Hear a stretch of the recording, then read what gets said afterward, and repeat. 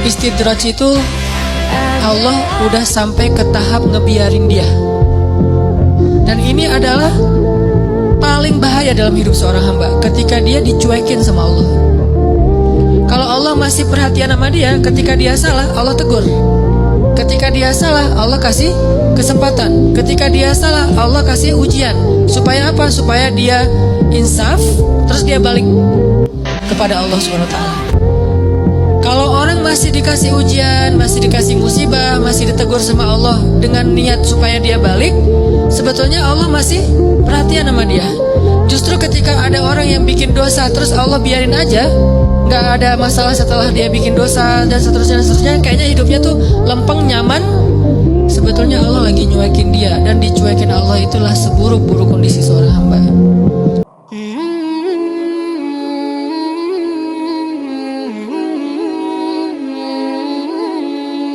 Kalimat subhanallahi wa bihamdi, subhanallahil azim aja, itu kalau ditimbang di dua timbangan, yang satu ditaruh bumi dan langit, satu lagi kalimat subhanallahi wa bihamdi, subhanallahil azim, itu lebih berat subhanallah daripada bumi dan langit.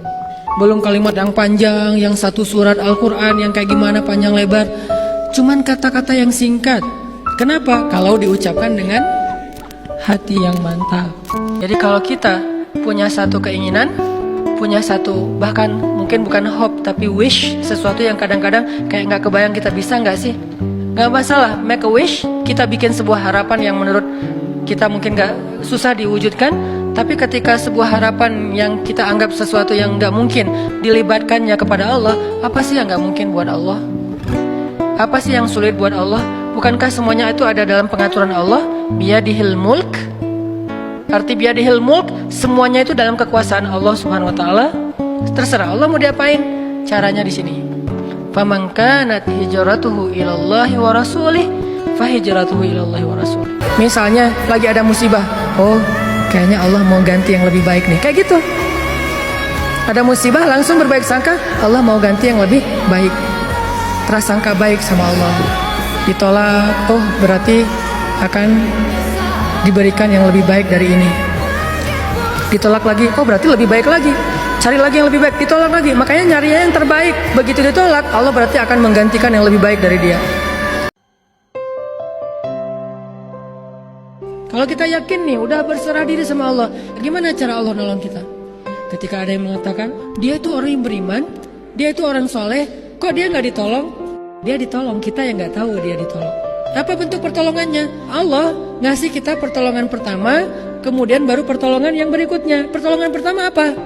Pertolongan pertama dari Allah kepada hambanya ketika mereka punya masalah adalah Allah tolong hatinya, dikuatkan kesabarannya. Itu pertolongan pertama. Gak langsung drop off, gak. Dikuatkan kesabaran dia, sehingga walaupun dia tetap mendapatkan ujian itu, hatinya tetap tenang, dia tetap kuat, dia tetap tabah, dia tetap sabar. Itulah pertolongan paling ajaib yang Allah berikan kepada hamba. Perempuan, mungkin dia orang yang sangat banyak membantu orang lain, perempuan yang baik hati, yang peduli kepada sesama, yang dia itu berdandan untuk suaminya, dia membaca Al-Quran dan seterusnya. Tetapi dia lupa bahwa jika semua kebaikan-kebaikan yang sunnah itu dibandingkan dengan dia berhijab satu hari saja, atau dia berbuat baik kepada suaminya, menunaikan hak suaminya sekali saja, sungguh berhijab lebih dicintai Allah daripada semua amal-amal sunnah yang lainnya. Syarat menjadi orang yang penyabar bukan sering mendengar wawasan tentang sabar. Baru disebut orang yang penyabar bukan gara-gara dia tahu ayat dan hadis-hadis sabar. Orang yang penyabar itu adalah orang yang sering ngalamin ujian dan dia bisa lewatin ujian-ujian itu. Baru disebut penyabar. Bercanda mah untuk menghilangkan sedih, bercanda mah untuk menghilangkan stres, bercanda supaya dapat energi baru kan? Ternyata ada yang lebih efektif daripada bercanda kalau kita pengen semangat lagi. Apa yang lebih efektif? Menangis. Menangis itu, menitikkan air mata itu lebih powerful daripada tertawa. Cuman kita sering memilih tertawa daripada menangis. Sama kayak orang lebih senang minum kopi walaupun minum kopi itu boleh daripada minum air putih. Perbanyaklah menangis, karena menangis itu air mata kita menggugurkan dosa dan membersihkan hati yang kotor. jangan baper dulu kepada lawan jenis kecuali setelah akad nikah. Karena kalau udah baper duluan belum nikah, nanti pas sudah nikah agak-agak plain. Apalagi ngebanding-bandingin, jangan. Udah aja tahan dulu sekarang. Tapi Ustadz, enak rasanya tuh Ustadz kayak gitu-gitu. Enak apaan? Enaknya cuma sebentar. Setelah itu, wah, masa dibahas. Pengen bunuh diri lah, kelilingin sungai Nil lah, pengen loncat dari apalah, kan gak enak tuh. Gak usah lah kayak gitu-gitu mah. Udah aja. Ternyata saya tahu sekarang, oh ternyata setelah menikah masih bisa meluapkan perasaan itu yang luar biasa. Oh ya udah, nikah aja. Karena dia sibuk menikmati hidupnya, akhirnya dia terhalang dari mengingat Allah tepat waktu. Sibuk menikmati hidupnya, terhalang dari Allah untuk bangun tengah malam. Karena dia tidurnya larut. Kenapa tidur larut? Karena terlalu banyak yang harus dia nikmati sebelum tidur. Dia bisa makan-makan, dia bisa jalan-jalan, dia bisa ngopi, dia bisa ketemu teman, dia bisa belanja. Bahkan dia nunggu midnight sale untuk bisa menghabiskan nikmat yang Allah kasih kepada dia. Sehingga akhirnya tidurnya terlalu larut, lalu dia tidak bisa bangun untuk menghadap Allah, curhat kepada Allah. Hal yang selama ini dia lakukan justru ketika dia diuji oleh Allah. Ketika diuji oleh Allah, mudah bagi dia bangkit tengah malam, curhat, sujud panjang, menangis dalam doa. Ketika Allah kasih nikmat, curhatnya hilang, malamnya lelap, sampai bahkan subuhnya juga kelewat. Ini kalau Allah nggak membersamai seorang hamba ketika dia diberi nikmat. Sehingga orang yang seperti ini, kalau dalam keadaan seperti ini terus menerus dalam jangka waktu yang lama, nanti dia akan terjebak di dalam istidraj. Dalam Islam, perempuan itu dijaga banget teman-teman. Kalau laki-laki itu nggak perlu dijaga, kenapa? Kurang berharga. Cowok itu emang gak kurang berharga sih. Cowok itu tergeletak di jalan gak ada yang mau. Kalau cewek dari ujung rambut sampai ujung kakinya semuanya berharga. Makanya Islam tuh menjaga banget perempuan.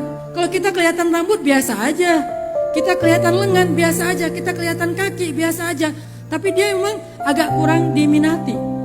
Cowok itu mau dia gak pakai baju biasa aja, tapi cewek kelihatan rambut aja itu sesuatu banget. Makanya syariat Islam itu bukan membatasi perempuan, tetapi menjaga perempuan.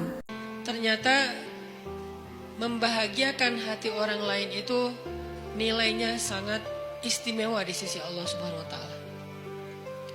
Sampai ketika Nabi ditanya tentang amal apa yang paling disukai Allah, yang biasanya Nabi jawab itu jihad, yang biasanya Nabi jawab itu sholat tepat waktu, yang biasanya Nabi jawab berbakti kepada orang tua, haji ke Baitullah, dan segala macam jawaban-jawaban yang keren.